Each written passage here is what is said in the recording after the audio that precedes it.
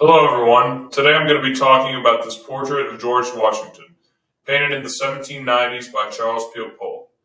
At first glance, it might just look like another traditional formal painting of Washington, the kind we've all seen in textbooks and museums. But when we dig into the background of the artist, the historical moment, and even the choices Polk made in how he painted Washington, this portrait actually reveals a lot about how early Americans understood leadership right after the Revolution. It also shows how images help shape the idea of what it meant to be an American in the first place. So, let's begin with the artist behind it. Charles Peale Polk was born in 1767, and his childhood was not an easy one. Both of his parents died when he was young, which was unfortunately common in the 18th century. After their deaths, he was taken in by his uncle, Charles Wilson Peale. Now, Peale was a major figure in early American art, one of the most respected and prolific portrait painters of this period. He painted some of the most iconic early images of Washington, Jefferson, and many other founding fathers. Growing up in his uncle's household meant Polk was surrounded by art from a very young age.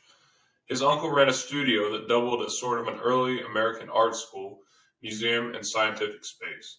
So Polk wasn't just taught how to paint, he grew up immersed in ideas about documenting history, portraying national heroes, and capturing the American spirit through portraiture.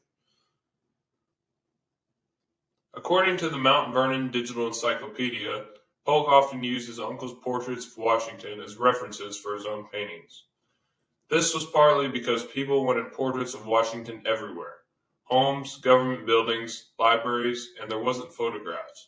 Artists had to rely on earlier paintings to create new ones.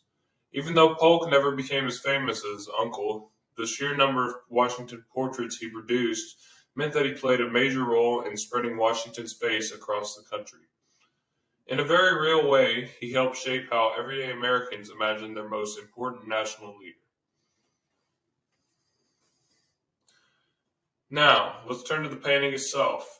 In this portrait, Washington is shown wearing full military dress, powdered hair, the well-known blue and buff coat, the gold epaulets, and polished buttons.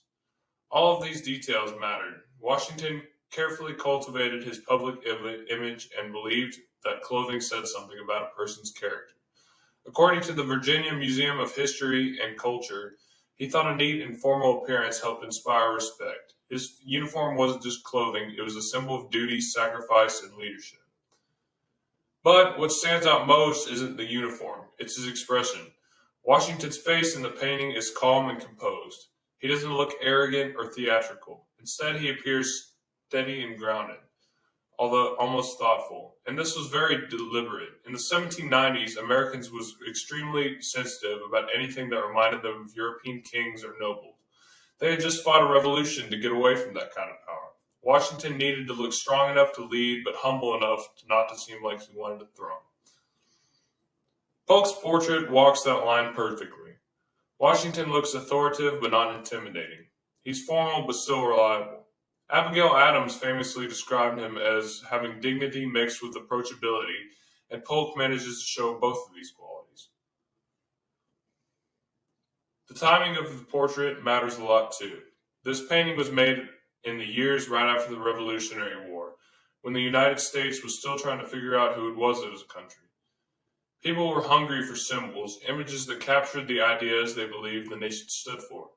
Washington, as the commander of the Continental Army and later the first president, became the ultimate symbol.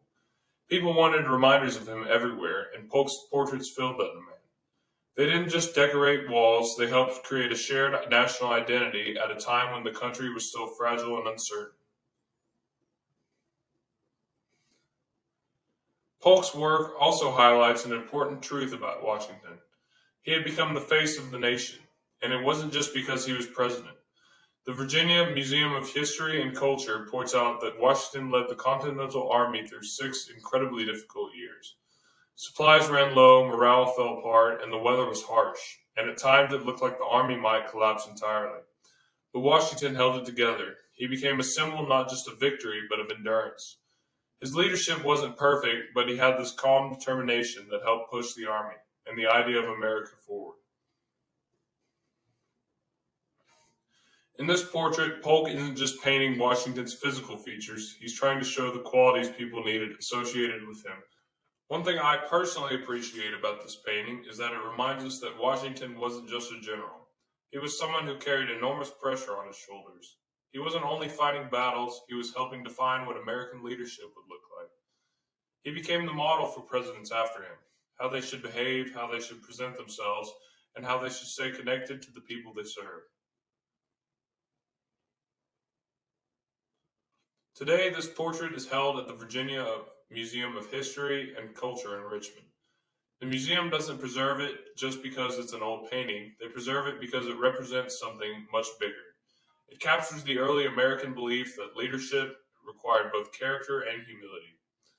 It also shows how art played a role in unifying the country. Before photography, paintings like this were one of the main ways people formed opinions about national figures. Even now, the portrait feels surprisingly relevant. Washington is shown as steady, reliable, and humble, qualities that people still admire in leaders today.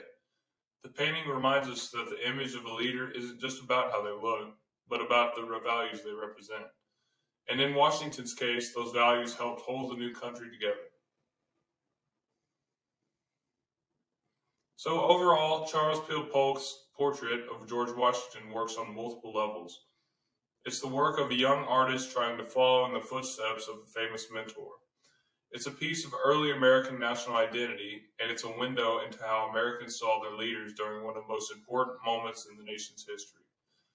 Through this painting, we could see not just Washington the man, but Washington the symbol, someone whose leadership helped define the identity of a brand new nation. Thank you for listening.